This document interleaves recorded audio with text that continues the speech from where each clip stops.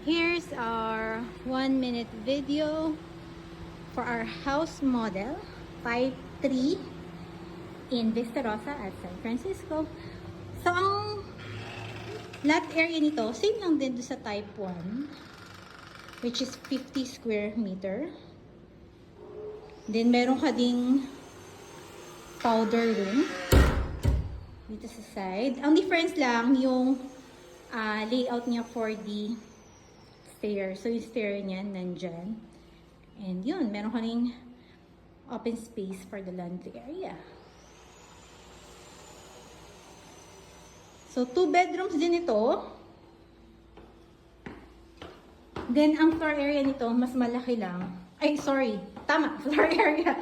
Nalilito na. Floor area niya is 76 square meter. So, mukha siyang mas malaki kasi medyo regular yung cut na kanyang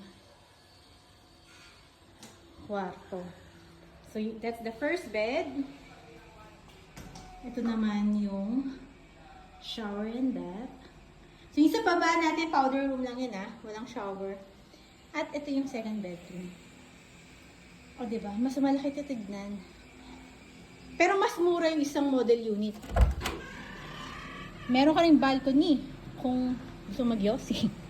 That's it. If you need a sample combination, message me.